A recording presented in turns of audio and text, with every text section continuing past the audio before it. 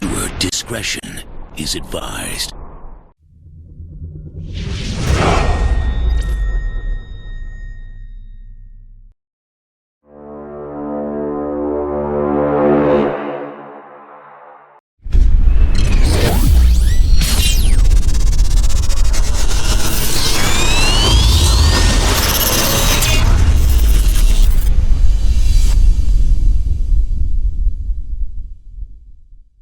Hello everyone and welcome back to another episode of 3 Geeks Flix. Joining me as always again is the giggling man himself, the Muse, Justin Kyle. Say hello everyone, Justin. Hello everyone. Yes, and of course I am that bastard, the tech, Mitchell Wright. It always seems to interrupt Justin right when he's trying to do something to start the show. But we're back, and actually we have both seen a movie this time, so be surprised and amazed. The tech did see a movie.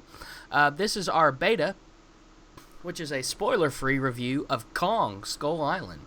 Now, I'm not going to get into the cast and everything, because if you want to see it, go to IMDb. That's what it's for.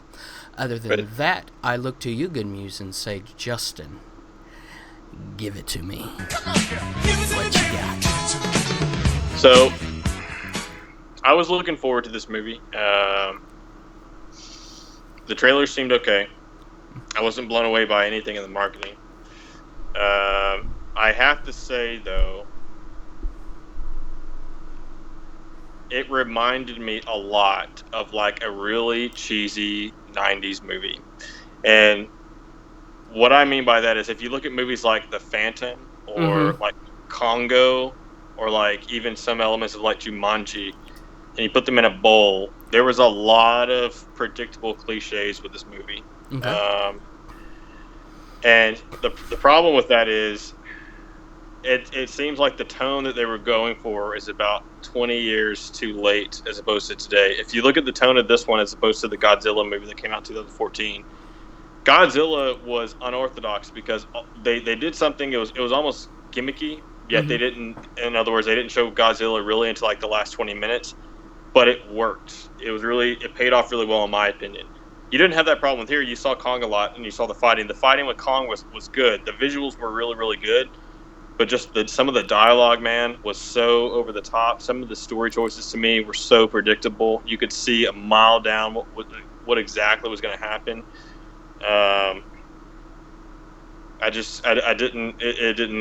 It was kind of a disappointment, if I'm being frank. Okay. Yeah, some of it was predictable, and some of it was enjoyable. I thought it was great. The soundtrack, as far as it went, was great, especially for the time period. I called Tricky Dick, by the way. If you go back and watch our trailer break for it, I nailed the timeline on this one. So, right after Vietnam, I nailed that. Other than that, I mean, the CGI and everything looked great. I think that some of the Kong fight scenes could have been a little more grand and a little more drawn out. But other than that, some of it was kind of catchy. As far as the feel, it wasn't as so dark and nefarious. John C. Reilly was amazing. He was hilarious. He stole the show as far as actors go in this whole thing. I agree. But other than that, I wasn't as disappointed as the Muse. I kind of took it for what it was. At face value, this was just a good old monster film. Beat 'em up, bash 'em up. I felt that really the rest of the cast was kind of flat. Samuel L. Jackson was his kind of typical self. And then everybody else was pretty much forgettable in their role. To be honest, I didn't see any real standout performances other than John C. Reilly. Well, that was another thing that I disliked about it. John C. Reilly, he's John C. Reilly, so he's always going to be good. You could have said that about Samuel L. Jackson, but I wasn't really. Some of the character development, especially the character motivations, it fell completely flat to me. They just didn't really. It's not like I really cared really about any of the characters. I liked John C. Reilly. But that was it. I mean, I didn't really care about Brie Larson. I didn't really care about Tom Hiddleston and or Samuel L. Jackson. Some of it just seemed like overall some of the dialogue was extremely cheesy. The shots they had a lot of shots that had potential to be like iconic, like the helicopter scene and all the visuals. The visuals were good. Yes. The visuals were solid. This movie was solid there. Just some of the tone of this movie, I felt like I was watching like the Phantom. I'm just like, really? And there were some parts that I was really, really bored going into it. So, All right. Well, given all that and kind of that we've both kind of hit around a few things, what was your number for it?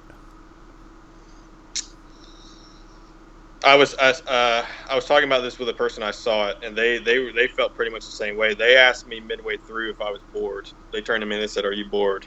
And that's a bad sign when you're seeing a movie. Yeah. The person that I saw it with, I greatly respect their opinion with movies as well. I'm gonna give it a 6.5. 6.5. Okay. I am a little more gracious. I'm gonna give it a 7. I thought it was solid. I didn't think it was good and great. It was just kind of a solid, good old action monster movie. I really feel like that the time they spent with some of the characters could have been done much better. They could have really whittled down the cast and focused more on the story of the front runners than they did of all these other supporting characters they had go with them. To be honest, the story that they focused, of course, on the most was John C. Reilly's, and when you see it, you'll see why. But as far as all of that goes, I really felt like Kong did not get enough screen time, and the fights were very short and succinct, and I would have really liked to have seen, especially the final fight, a much bigger, grandiose, drawn-out fight. So yeah. I'm going to say a 7. Yeah, I mean, when you said that the soundtrack was good, the songs by themselves they played with the soundtrack are classic. I mean, and that's what helps it. That's what helped that 7 that I gave it. Here's my overall point. I have seen those songs played in this kind of environment in film over and over and over. So when I say I'm disappointed, it just seemed a lot of times like it was just derivative drivel. Like it wasn't very original. When they were going for some things, they missed a lot. The only thing that I could really take away from this is, yes, the visuals were good. They were good. They weren't groundbreaking or anything. Mm-hmm. The shot sentence was good, and John C. Reilly's performance was good. Right. And this movie was solid from the start till after the first scene with Kong, and then things really started to slow down and lull. And there wasn't a lot of character development, and it felt kind of like they were dragging out a very short story and a lot of filler. So that's kind of one of the things that fell short for me. So when it came to, and I'm going to compare this to Godzilla because they are in the same universe. I mean, This is in a way a prequel, right? Right. So I think that's safe to compare. Now, when it comes to, if you're talking about Godzilla, number one, Bryan Cranston's performance was awesome in that. So he had a better performance, I would say, than anyone in this movie, even John C. Reilly. Yeah. But they did something that was unique and brave. They left a lot of Kong out to build it. And I remember watching like the skydiving scene in Godzilla. When they're coming down and you see it through the goggles. All of that stuff was pretty unique. I hadn't really seen that before in the music. Mm-hmm. And even though they did something unique and they left, the big fight, that's what I mean by that is the opposite of derivative drivel. They took a chance. They did something. Not everyone liked it, but I respected it a lot, and I was totally engrossed in that movie. I agree, and it kind of left us wanting. Yes, it kind of set things up for us to come, but it really should have focused more on the beast than so much on the people in the story that are really not going to have any relevance come the Godzilla and Kong movie that's coming up. If you ask me, that's a guess on my behalf, but that's just kind of how I feel about it. And they could have, and they really could have. They could have teased it a little more if they wanted to during that helicopter scene at the beginning.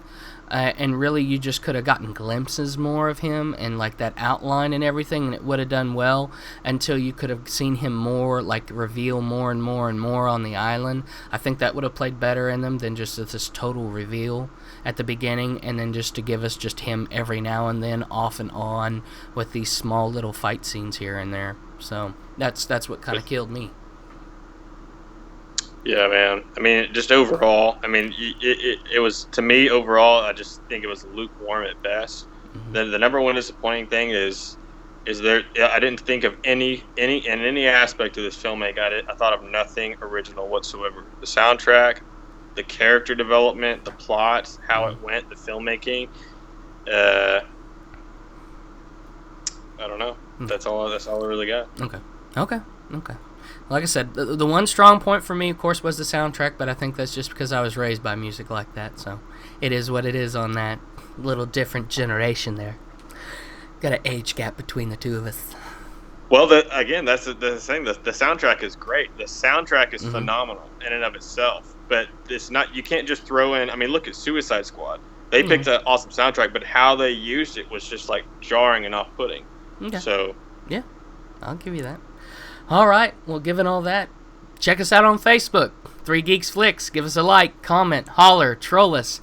You don't do Facebook, we've got Twitter. It's at the number 3 Geeks Flix. That's Flix. Follow there, holler there, troll there, get involved. We want you all as the third geek to let us know what you think. And I'd like to give a shout out to Amy McLean. She's got her own show, and I'll got a screenshot and I'll put it up as I'm talking right now and while I edit. Check her out. Appreciate you giving us a holler on her Beauty and the Beast. Do love it when any of you other creators in there get involved. We definitely will spread the word on you all, as well as if you could for us. We'd greatly appreciate that. And Justin will not show up at your house with a butter knife. Correct. Yes, you will be amongst the saved. Read quotes. Correct. You know, read those quotes I put on the end, folks. You'll see there's nuggets. There's gold in there. It's gold in the mills. But anyway, I'm just rambling. So, as I always do, appreciate you all sticking around and stay tuned to the glow of those monitors, because we're going to catch you next time. Good night.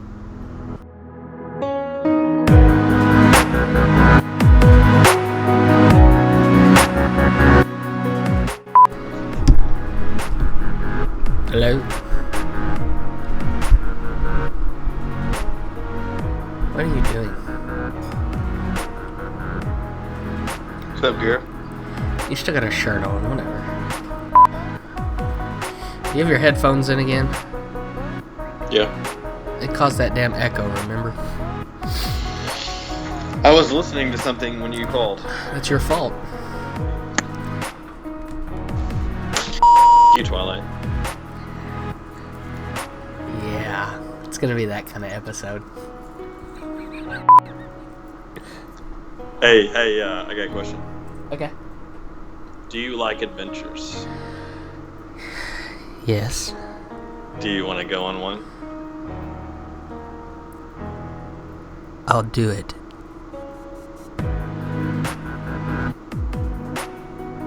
Where are we going?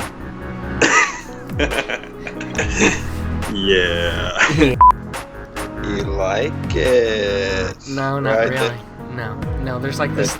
No, it looks like J.J. Abrams is hanging out with you.